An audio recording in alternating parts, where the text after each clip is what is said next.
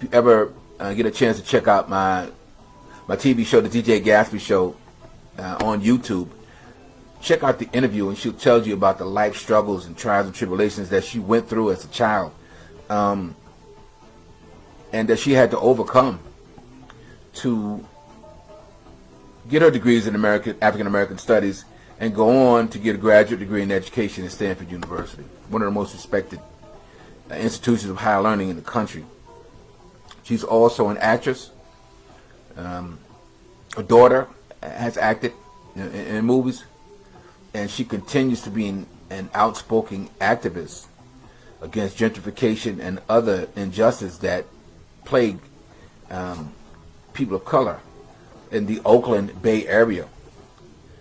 This particular book that we're talking about, one of my favorites, one of the first books that I came into when I met her, called Silence is Not Always Golden, A Poetic Revolution. It's a book of poetry. It's a collection of poetry that has defined the norm. She goes on to say the title was inspired by the Black Panther Party's Huey Newton's quote, "You could jail a revolutionary, but you can't jail a revolution."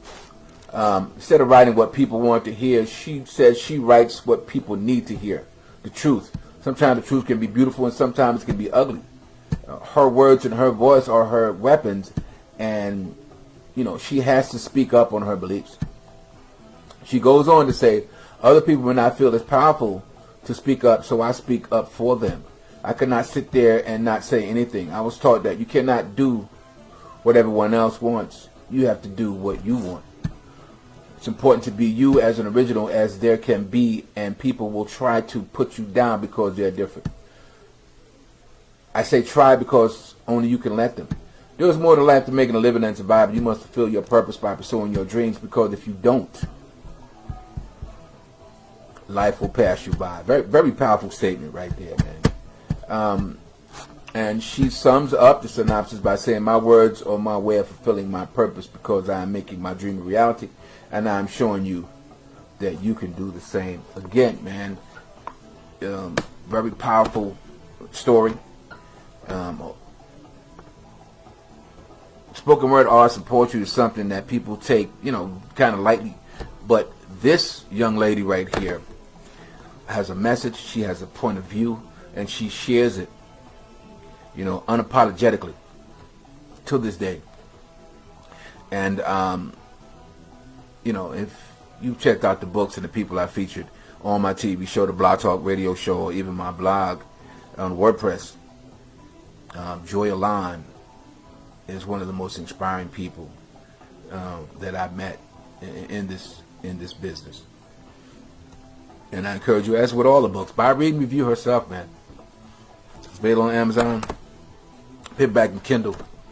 Please take the time to check her out and her books. And once again, today it's Silence Is Not Always Golden, Poetic Revolution by author Joy Alon. Once again, it's DJ Gatsby, man. This is Who's Who in African American Lit show we put together to support our book clubs, specifically DJ Gatsby's book club, Books in the Hood, and the multilingual book club that we also are administrators for. The next book that we're going to feature is from an author that has done more for me in my career, my thirst for knowledge and information about African American authors and urban lit. Met him early on when I became a fan and was, found a purpose and a calling to shed some light and bring attention to let people know about the talented writers, the unsung heroes of literature here in America, and that specifically was the African American authors, writers, and publishers. His brother's name is Treasure Blue. A lot of you may have heard of him, maybe not. Very, very talented, articulate,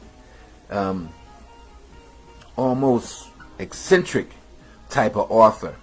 He writes about things that people don't want to write about. He talks about things that people don't want to talk about. He covers life in a way that it makes you stop and think, has these things ever happened? Could these things happen?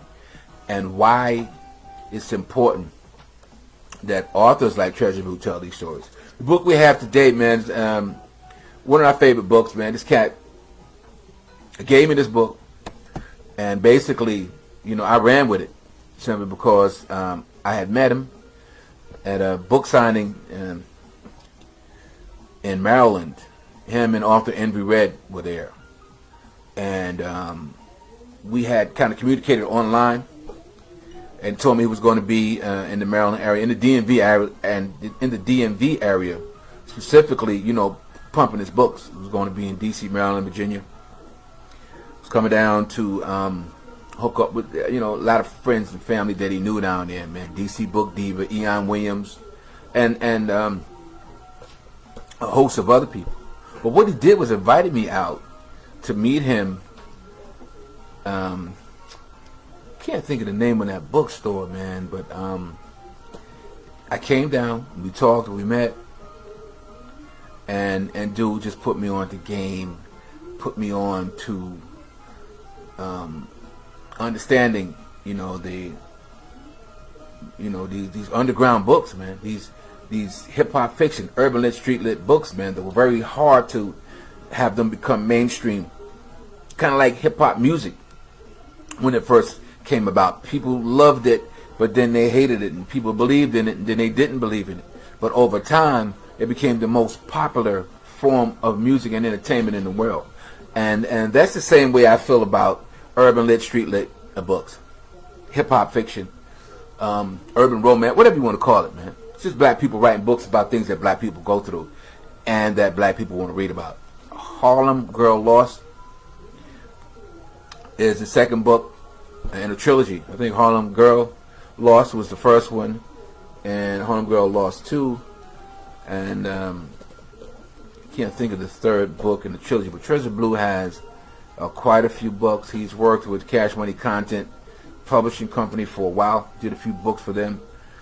People who don't know that's Cash Money Records has a literary division where they had authors signed and publishing books for their brand.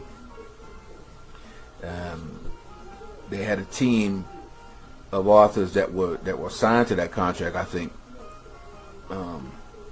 Quan was one of them.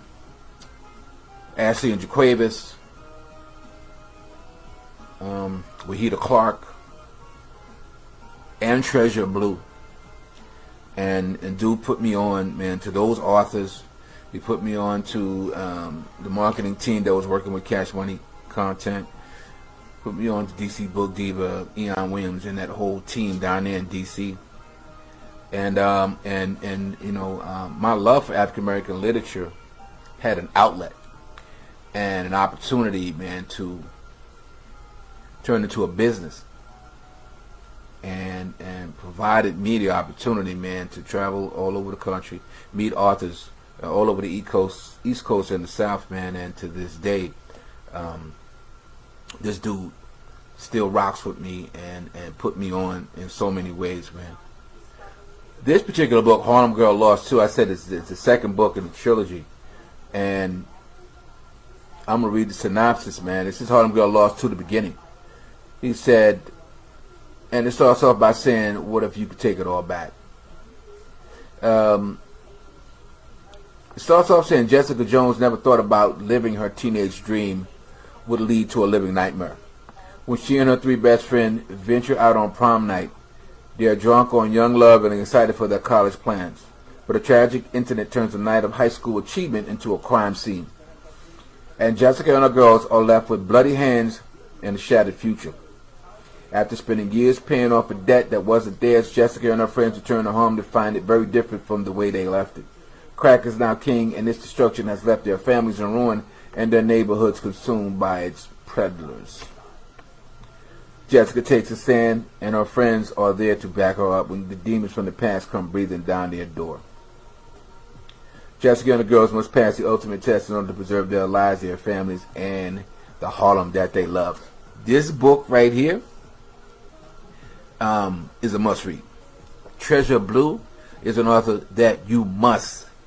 If you know anything about urban fiction, street lit, or African American authors, or stories from the hood, you need to get up on Treasure Blue.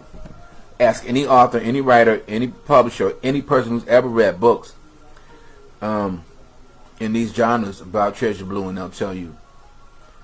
If you get a chance, man, go on YouTube and check out my interviews with Treasure Blue. I have an edited version that's about 30 minutes, but there's an uncut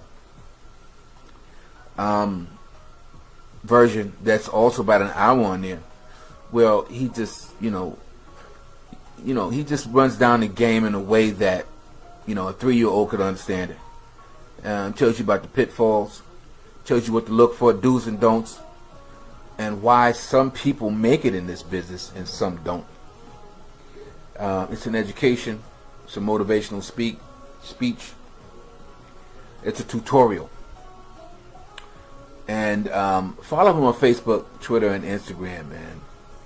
You'll be a better reader, author, and or publisher for it.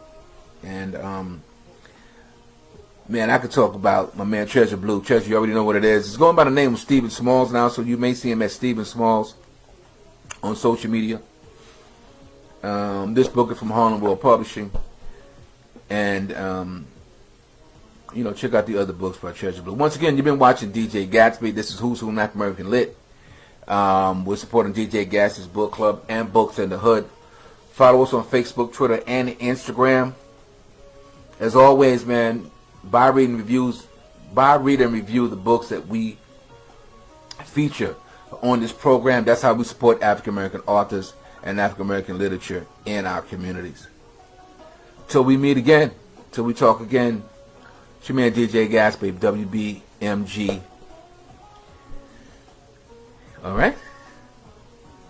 Have a great day. Peace. God bless you.